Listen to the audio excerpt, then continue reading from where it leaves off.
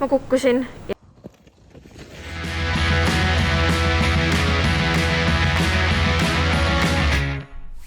Tšau! Igatahes meie oleme nüüd jälle reisil suusatamas ehk sellest saab samuti suusavloog. Ja järgmisel nädalal on mul juba esimene võistlus ja täna oli meil esimene päev siis nüüd mäe peal. Ja kuna täna on tuuline ilm, siis see tool tõstub, mis seal on. Peaksin üles Kondlijaama viima. Ei tööta tuule tõttu. Siis on traktor, mis viib siis inimesi mäkki siit alt. Ja siin on nagu järjekord teisel pool pööra. Ja me oleme ka selle traktori järjekord saaks kohe tulema, aga see on vist seal mäe taga praegu peidus. Igatahes. Nii et siis jah, let's go!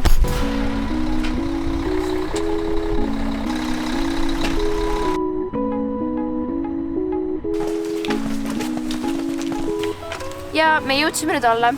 Aga ma unustasin enne meelde, et siin on nüüd suusaklipid ja meil keeratuskell just helises.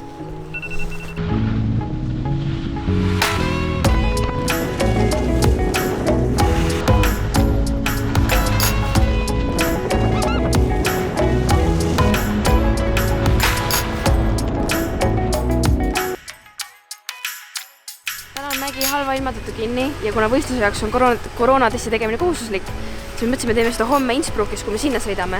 Aga kuna mägi kinni täna, siis me mõtlesime, et tuleme teeme selle koroonatesti hoopis täna ära. Nii et loodame, et see tuleb negatiivne. Hi! Is the test from the nose or from the mouth? Nose. Yeah, okay.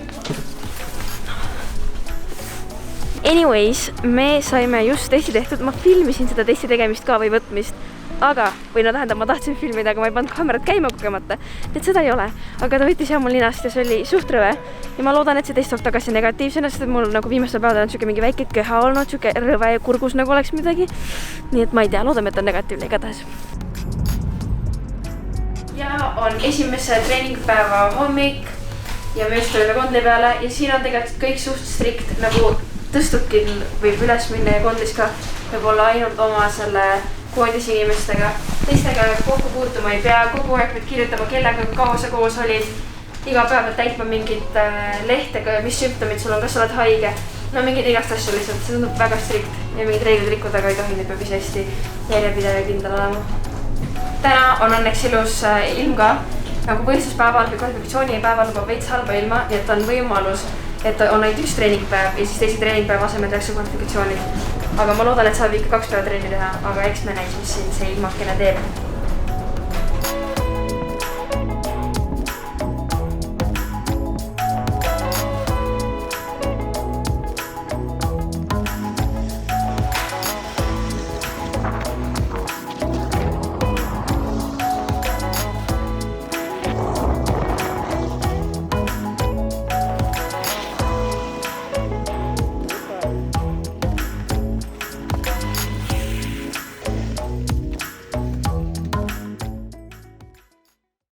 Täna pidi algselt olema teine treeningpäev, aga kuna homme lubab halba ilma, siis tehti kvalifikatsioonid homse asemel hoopis täna.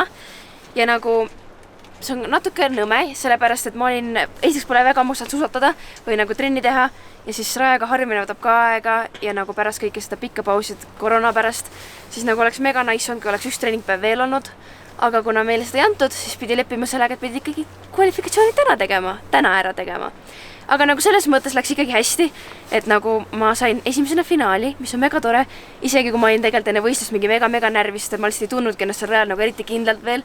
Nii et üks treeningpäev juures oleks nagu olnud see nagu Aga võib-olla saame homme trenni teha enne finaali, kui meil lastakse, kui ilm nagu väga halb ei ole, aga kui ilm on väga halb, siis ennast ei saa, nii et vaatame, mis ilm teeb ja ootame finaali.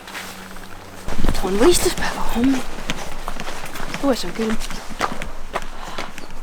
Ja meie nüüd hakkame mäele sõitma.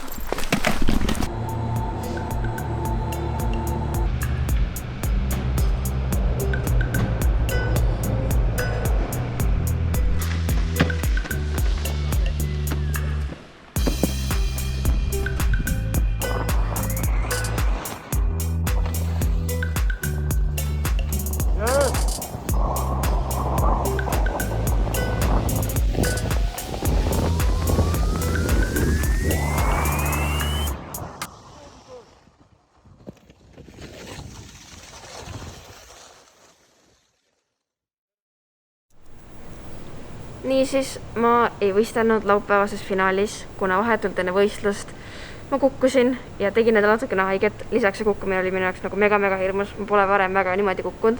Ja see kõik juhtuski sellepärast, et kikiri peal olid mingid nagu sooned sees, kus ma siis kinni jäin.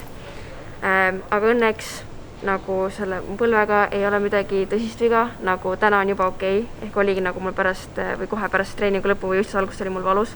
Ja siis sellepärast me otsustasime mitte võistelda. Nagu suht kurb, aga midagi pole teha. Ja nüüd me olemegi siis Müncheni lennujaamas, suundume tagasi koju Eestisse. Siis käime koolis või mina käin koolis ja tahaks detsembris veel kuskile suusatama jõuda. Loodetavasti äkki saab Soome minna ja siis peaks olema jaanuari alguses Austrias PGRMK etapp, kuhu tahaks ka minna. Aga eks näis, mis mängu see koroona siin mängima hakkab, nii et jah. Aga kui sulle meeldis see video, siis jäta pöial ülesse, ära unusta subscribe ida ja näeme juba järgmises videos. Tšau!